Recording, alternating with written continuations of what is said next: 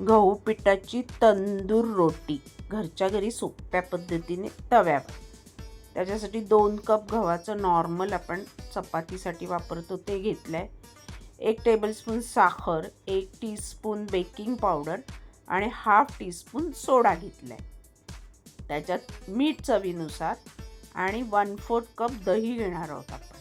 मुलांना ना हल्ली हे असे सगळे प्रकार खूप आवडतात, पण तंदूर रोटी म्हटली की थोडी कडक आणि वातड होते. बऱ्याच जणांची अशी कंप्लेंट आहे. म्हणजे मला माझ्या मैत्रिणीने सांगितलं की तंदूर रोटी दाखव ही सॉफ्ट कशी बनवायची. आणि त्याला काही ट्रिक आहेत, सोप्या आहेत अगदी घरगुती. त्या तशा प्रकारे केली ना की मस्त सॉफ्ट होते. साखरेने त्याला असे काळे पापुद्रे येतात, म्हणून साखर ॲड करायची. आणि अगदी म्हणजे 2 टेबलस्पूनला 2 कप गव्हाच्या पिठाला 1 टेबलस्पून साखर ॲड करायची. आणि त्या तंदुरी रोटीला एक खरपूस काळपट रंग होईल, चव अप्रतिम लागते. आता पीठ मळायचं आहे आणि थोडं थोडं पाणी घालायचं आहे आणि छान असं पीठ मळायचं आहे. चांगलं 10 मिनटं जेवढं मळाल ना, रगडाल ना त्या पिठातलं ग्लुटेन निघायला पाहिजे. मैद्यामध्ये ग्लुटेन असतं आणि त्यामुळे ते पदार्थ मैद्याचे असे छान सॉफ्ट होतात आणि रंग पांढरा येतो आणि मस्त असे लुसलुशीत होतात. गव्हाच्या पिठामध्ये ग्लुटेन थोडं कमी असतं, तर ते ग्लुटेन निर्माण करण्यासाठी त्याला चांगलं रगडून घ्यायचं आहे. आणि रगडताना साधारण 1 ते 2 टेबलस्पून ऑइल वापरायचं आहे. तुम्ही तुपही वापरू शकता, पण ऑइल वापरा. ऑइलने छान असं ते लुसलुशीत पीठ तयार होतं. आणि पीठ चांगलं रगडलं 10-15 मिनटं की त्याला तेलाचा हात लावून चांगलं अर्धा तास झाकून ठेवायचं आहे. पीठ मस्त फुललं पाहिजे. अर्ध्या तासापेक्षा जास्त जरी ठेवलं तुम्ही 1-1.5 तास तरी चालेल. पीठ छान असं फुललं पाहिजे, फुलून असं वर आलं पाहिजे. तर आता माझं पीठ बघा तयार झालं आहे मळून. आणि त्याला मी आता तेलाचा हात लावून घेते, पीठ कोरडं होऊ नये म्हणून. आणि कवर करणार आहे. आणि चांगलं मी अर्धा-पाऊण तास वगैरे, तुम्ही जास्त 1-1.5 तास ठेवलं तरी चालेल, पण झटपट करायचं असलं तरी अर्धा तास तरी निदान त्याला असं छान हवाबंद याच्यामध्ये झाकून ठेवा. आणि त्याच्यानंतर आपण त्याचे तंदूर रोटी बनवणार आहोत. तंदूर रोटी तवा एक लोखंडाचा, ह्याला मात्र तवा लोखंडाचा हवा. लोखंडाचा तवा तापतो चांगला. आणि रोटीला तेल लावून त्या तव्यावर टाकलं की ती रोटी छान अशी चिकटते तव्याला.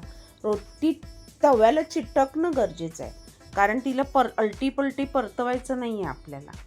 तर नॉर्मल एक गोळा घ्या रोटीचा आकाराचा, तुम्हाला छोटा मोठा कसा हवा तसा. थोडासा थोडंसं गव्हाचंच पीठ लावून त्याला लाटून घ्यायचं आहे. एक मीडियम आकारामध्ये गोळा जसा घ्याल तसा.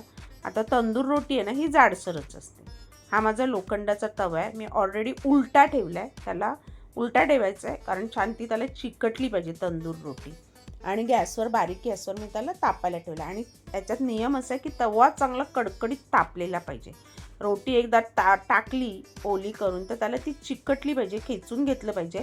आणि नंतर मग गॅस बारीक करून तुम्ही रोटी छान अशी शेकून घ्या. तर आता पहिली रोटी बघा मी जाडसर ठेवली. याला जाड रोटी लागते, चपातीसारखी नाही. तंदूर रोटी तर तुम्हाला माहितीच असेल कशी असते. छानपैकी मी लाटून घेतली पहिली. त्याच्यावरचं गव्हाचं पीठ झाडून टाका आणि पाण्याचा हात लावायचा आहे, म्हणजे ती रोटी त्या गरम तव्याला छानपैकी चिकटली पाहिजे. म्हणजे पलटी केली आपण परत दुसरी बाजू शेकण्यासाठी तर रोटी पडली नाही पाहिजे. बघा तवा चांगला कडकडीत तापलाय. टाकल्या रोटी आपली मस्त फुगली.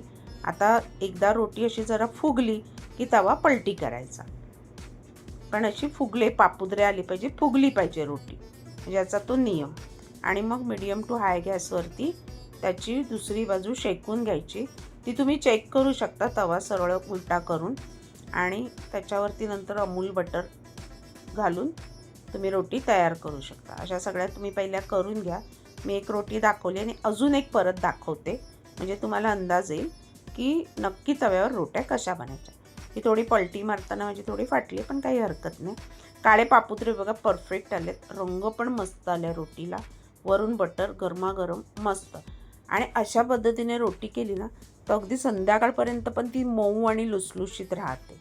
आणि घरच्या घरी गव्हाची तंदूर रोटी करून बघा, मुलांना वगैरे स्पेशली आवडते.